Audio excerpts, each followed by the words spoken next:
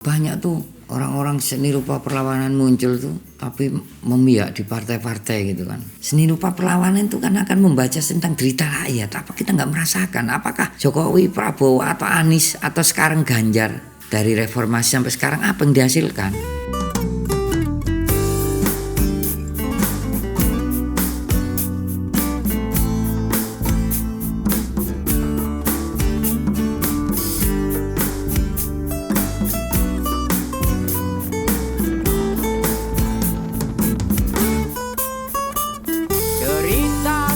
Namaku Ibob.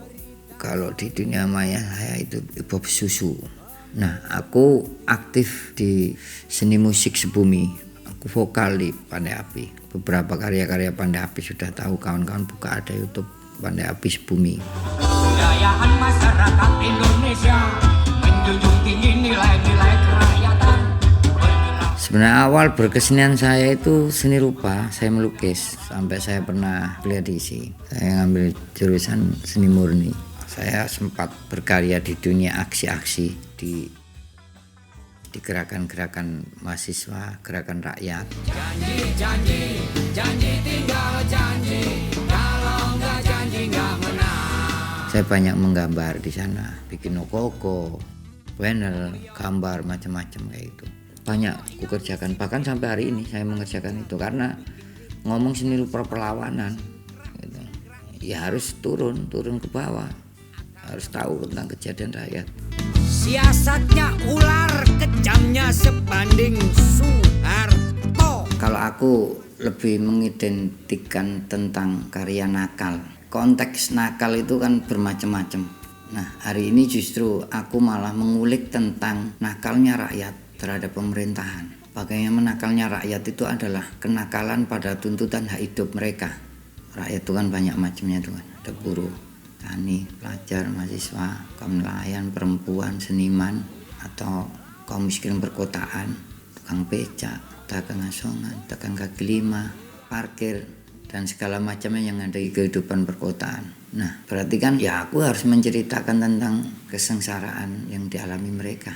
Contoh misalkan kenaikan BBM yang pasti akan merugikan rakyat. Nggak ada kenaikan BBM nggak merugikan rakyat. Imbasnya macam-macam, kenaikan harga pokok meningkat, gaji belum naik, otomatis buruh ya kayak benar-benar dicekik gitu kan. Itu contoh seni rupa perlawanan bagiku, melihat satu kenyataan kehidupan di tengah masyarakat tentang sesungguhnya rakyat dengan pemerintah ini baik-baik saja enggak.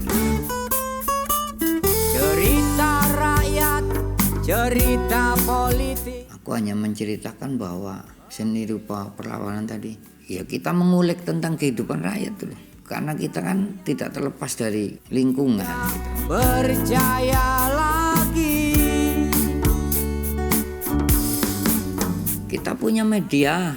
Kalau di dalam seni rupa itu, misalkan media apa nih yang kau pakai gitu. Atau kalau di musik misalkan ya dengan syair-syairnya, lagu-lagunya harus lugas karena itu cerita rakyat. Cerita rakyat itu nggak bisa ditutupin. Perlawanan kami, perlawanan buruh tani menegakkan demokrasi proletar. Kota-kota apa yang kalian bangun? Mimpi siapa ditanam di benak rakyat?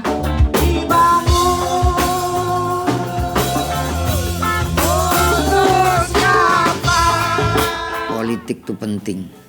Jadi isu itu bisa berganti-ganti sesuai dengan geopol. Misalkan omnibus law gitu. Kesusahannya di buruh itu apa? Nah itu diceritain.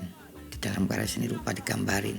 Di perempatan-perempatan itu gedung-gedung tinggi kau bangun, apartemen, hotel, sementara kampung kami belakangnya riuh berjubel seperti kutu kere, terus membentang terbiak tak terjaga.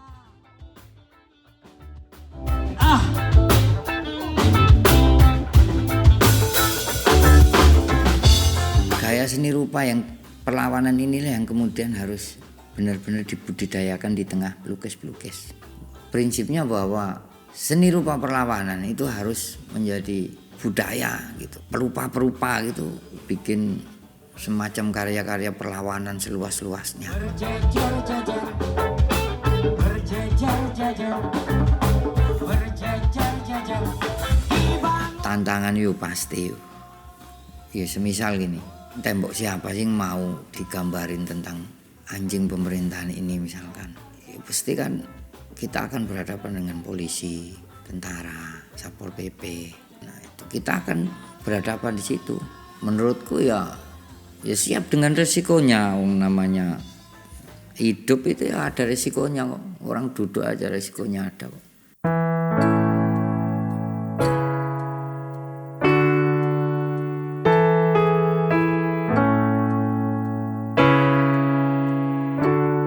Contoh nih, kita ajak mereka mural bareng dengan tema apa, lingkungan, atau lagi soal kebijakan pemerintah.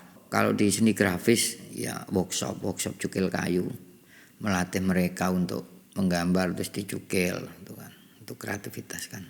Kemarin di Surakarta Wetan kita bikin semacam teater, dan itu yang terlibat ibu-ibu loh, ibu-ibu semuanya yang berjuang tuh, sampai kemarahan, tangisan, kesedihan itu bisa diekspresikan dengan nyata. Itu yang banyak diceritain tentang persoalan yang terjadi di sana. Tanah yang diambil perhutani, 127 hektar tanah yang sudah diolah mereka dari dulu. Terus tiba-tiba diusir.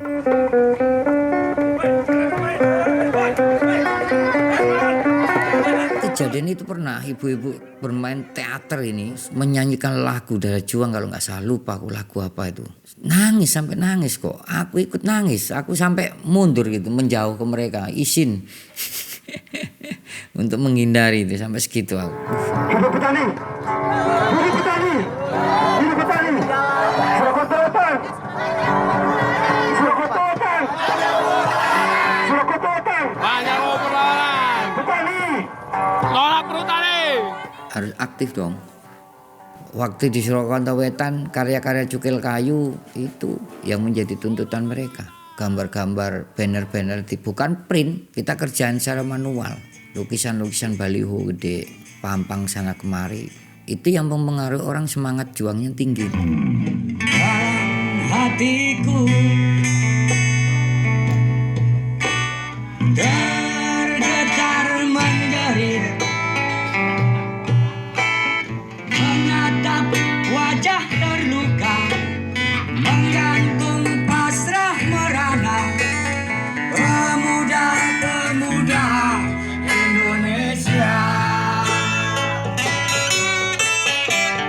Kampanyekan seni rupa perlawanan itu supaya menjadi mainstream di dunia karya-karya seni rupa, supaya menjadi acuan. Jadi ya dibikin membudaya. Kalau soal misalkan ini kan era digital, ya kita kan bisa mengkampanyekan lewat media sosial. Apa bedanya? Ini misalkan nih grafis nih ya, seni cukil kayu, tinggal di print aja toh. Jadi selain kita turun ke bawah bersama rakyat, kita juga mengekspresikan di kalangan seniman-seniman supaya menjadi budaya seni rupa perlawanan. Di mana ada harapan manusia dihargai, dilindungi, karena negara adalah rumah kita. Jika rejim ini semakin represif, ya seni rupa perlawanan akan menjadi musuh bebuyutan oleh rezim, sehingga undang-undangnya dibikin sekejam-kejamnya. Jadi gerakan kita akan terdeteksi terus, akan selalu ditutup oleh mereka. Jika kekuatan politik rakyat kuat, karya ini akan semakin besar ya. Jadi efek karya seni rupa itu adalah efek kejadian di masyarakat. Jika marah rakyat itu ada, ya seni rupa perlawanan akan semakin naik. Kalau rejimnya marah, seni rupa perlawanan kemungkinan di media sosialnya akan hilang. Nih ya contoh ya, aku bikin TikTokku namanya seni propaganda. Karya-karya yang ku masukkan di TikTok itu sekitar ada 13 atau 14 tayangan. Itu TikTokku di banned loh. Itu menandakan bahwa apa yang ku kerjakan itu sudah berefek. Nah terakhir yang ini aku bikin karya lukis di stiker itu, aku kasih narasi-narasiku itu di banned. Padahal ada yang lebih buruk loh sebenarnya. Kalau soal ngomong pornografi, porno aksi atau apa kayak gitu kan, atau sarah justru atau apa gitu, mengadu domba malahan, atau kekerasan gitu. yang efek kekerasannya nggak politis gitu loh, tapi semacam kejadian yang memang diunggah oleh rezim ini supaya orang itu masalahnya cuma di situ aja. Masalah yang paling dihadapi rakyat ya rakyat itu sendiri, itu bukan karena pemerintah. Sederhana hanya milik sang semesta. Saya pernah bersama kawan-kawan bikin pameran seni rupa perlawanan di Taman Budaya Jawa Tengah, Solo.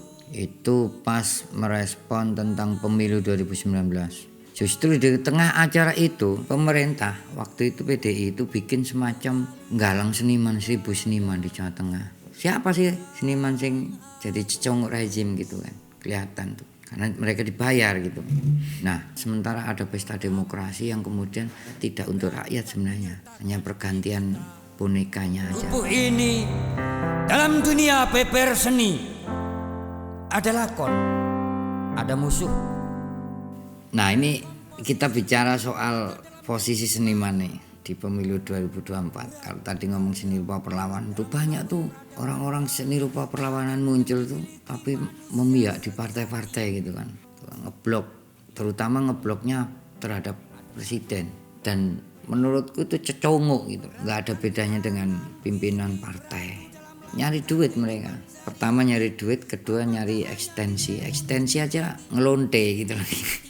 Ngelonte itu bukan sesuatu yang cari duit aja loh. Selain cari duit, dia ngelonte ekstensi, nunut di dalam berita rezim, sehingga media mengangkat dia. Wah, aku dekat dengan presiden nih. Wah, aku kemarin foto sama Jokowi. Wah, aku kemarin foto sama Prabowo. Wah, aku kemarin ketemu kementerian. Bla bla bla bla bla bla. Heboh gitu. Maksudku, kita punya pikiran, kita punya rasa. Seni rupa perlawanan itu kan akan membaca tentang derita rakyat. Apa kita nggak merasakan? Apakah Jokowi, Prabowo, atau Anies, atau sekarang Ganjar, elit-elit yang sekarang restorasi politiknya sudah berganti-ganti gitu kan, dari reformasi sampai sekarang apa yang dihasilkan gitu? Justru kalian melondekan diri di sana gitu, yang ujung-ujungnya ayo kalian memang cari duit gitu loh. Bagiku seniman itu jangan membohongi dirinya.